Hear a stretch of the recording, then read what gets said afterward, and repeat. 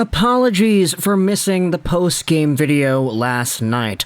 I had scrimmage with the fellas, so I was playing my own hockey. I did not watch the Canucks and the Capitals, and after getting home, I noticed it was 4-1, 5-1, whatever it was, and I was like, based off the social media reaction, based off of everybody that is talking to me about the game, this doesn't feel like a game that I want to watch and get up to the highlights with and make a video about because I didn't watch it and it doesn't seem like a good game anyway, so yeah, let's skip the post-game.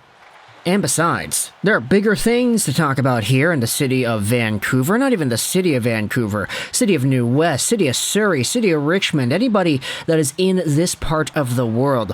My goodness, I hope that y'all got home safe and sound. Y'all got home with no complications. Maybe it took a while. Maybe it did. But as long as you got home safe and sound, that is ultimately what we want to see. I had a lot of friends that were off at work at 10, 10:30, 11 p.m. and what normally would have been like a 20-minute drive home ended up taking 3 to 4 hours. So much traffic here all over the place. It was terrible with all the snow and the non-salting of the roads and other people that don't know how to drive, nobody with winter tires and everything. Get your winter tires if you can. Please, it'll do everybody a favor if you do so. But when it comes to the Vancouver Canucks, there actually are a few things that I wanted to talk about here, starting out with a guy that was recently sent back down to the Abbotsford Canucks. Let's go over to a player that we all thought was going to be a lot better than he's been so far. And I'm actually feeling kind of bad that I said that. I think if you told me like 2 months ago that that would be the case, I would have been pretty disappointed. But today we're talking about Vancouver turned Abbotsford Canucks defenseman Jack Rathbone and the entire path that he has as a future NHL defenseman in this league. The reason this is brought up is because Rathbone was recently sent down to the AHL and he played a game yesterday for the Abby Canucks. Now, he had himself no points in that game, but at the same time, the move in and of itself was the important part of the conversation. Rathbone, so far with the Vancouver Canucks this year, had 1 point in 6 games played. And if I'm going to be honest, he really did not look all too great in the sample that we had seen. Sure, he didn't play a lot. He missed out on a lot of games. He only recently got sent back down. He had spent so much time in the press box, and then with the emergence of guys like Riley Stillman, which, I mean, I don't like Stillman at all, to be honest. But you had Kyle Burrows as well, who had shown off pretty well on this team. Ethan Bear filling out spots here. With the Canucks blue line being the way that it is, you had Rathbone, who ultimately was the odd man out and who got sent down. The reason we're talking about him in this way is because earlier yesterday we had ourselves Elliotte Friedman on Donnie and Dolly doing a segment as to whether or not the Vancouver Canucks could trade Rathbone soon. Now, in typical Elliotte Friedman fashion, he pretty much goes out there and says nothing that is confirmed or whatever. It's just the Canucks have a defenseman that is working his way up. He needs to prove at this point that he's an NHL guy, and not playing him is going to do him damage, so sending him down to Abbotsford is good. However, Friedman says, pretty much if the Canucks feel, in their opinion, that they are not the team that could have Rathbone as a part of their organization long-term, then they would need to trade him. That's pretty much it. There isn't any speculation, there isn't any, oh, I'm hearing this, that they're trying to do this. Elliotte Friedman is just like, nah, if it happens, it happens. And it's kind of a hypothetical thing. He's like, yeah, if the Canucks feel like they need to do it, then they'll do it. And I don't really think that's all too much insider information, to be honest. Like, I feel like I could have given that overall assessment on Rathbone and his way of development. But either way, when you talk about the way Rathbone has been playing, even though he had himself a pretty small sample, we did see a lot out of him from that sample that I did think was noteworthy. The good out of Rathbone is that in the offensive zone, he really is not afraid to step up and get involved in the play. He's not afraid to wind up and shoot. He's not afraid to show off the dynamic skills that earned him a point-per-game caliber production rate in the AHL last year. Rathbone is a legitimately talented offensive caliber defenseman who just didn't get too much of the offense to go in his stint in the National Hockey League. But the bad with Jack Rathbone is that in his own zone, I'm going to be honest, man, the guy is really not great. He has a lot to improve on when it comes to his decision making, to his overall fine skills with the puck in his own zone. When he's last man back, there are some pretty bad plays that he ends up making. And I'm not gonna lie, man, I'd rather have Burrows and Bear playing in the bottom of the lineup for the Vancouver Canucks long term than Rathbone at this point, if Rathbone shows off that he is going to be at that level in his own zone. He definitely has not improved in terms of his giveaways and everything, so having him sit out for the amount of time that he has had, I'm not going to say it's justified, but I could see where Bruce is coming from.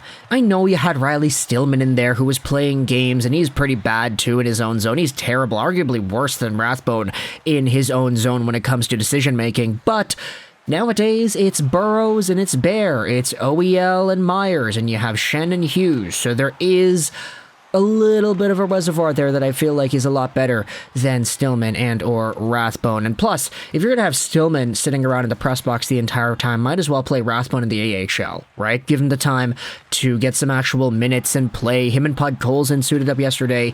But either way, when it comes to Rathbone, I mean, the clock is ticking for this guy. He's 23 years old and he hasn't played a full NHL season just yet. Now, I know that's not his fault. He had spent an extra year in the high school leagues to stay back home and support his brother, which is just very admirable for him for sure. And there was the entire year with the pandemic that slowed everybody down, but at the same time, for Jack Rathbone, if there is a time that he's got to show off that he is really ready to take that next step, it's gotta be sometime in the next 5 to 6 months. It's just unfortunate that his NHL play, in my opinion at least, has not been good enough in his own zone to really justify giving him that opportunity. And so when it comes to the Canucks deciding whether or not he's going to have a fit on this team long term, you might have to start thinking about a trade. I don't know. Friedman is the one that kind of initiated that thought process in my head, but if I'm thinking about what Rathbone could become at the NHL level, let's say he irons everything out and he really becomes the best that he could be. Rathbone to me is a top 4 guy. Left-handed, he's dynamic offensively, he's probably good for 40 to 45 points in a season, and if other NHL teams see that in his overall player profile, then what is that worth? Let's say there is somewhat of a haul given up for a guy like Rathbone. Let's say it's a first, let's say it's a younger prospect that has more-ish potential longer term, or let's just say a collection of other smaller picks. Then if you make a trade like that, honestly, if you're Vancouver, that's a pretty good long-term win, because Rathbone was a 4th-round guy back in 2017, so he's the same age as Elias Pettersson because they're taken in the same draft. And if you take a guy in the 4th round and you turn him into a 1st-round pick, then okay, that's pretty good. At the same time, though, if you just turn this guy into a 40-point defenseman, that's also probably the best developmental profile possible for this type of player. But either way, for Jack Rathbone, there's more than meets the eye here.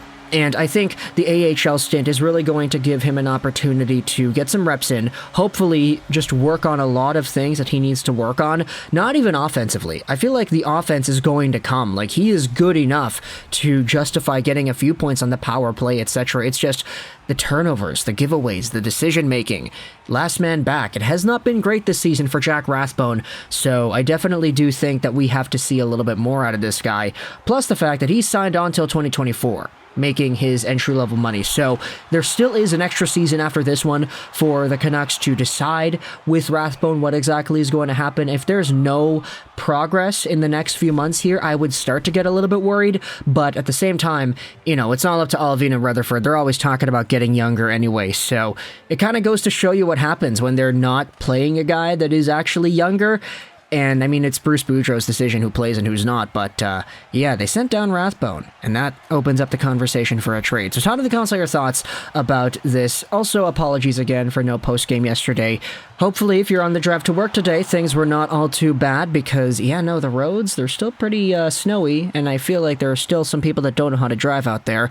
But talk to the comments either way, all your thoughts. I hope you enjoyed this video. Trolls 99, and bye.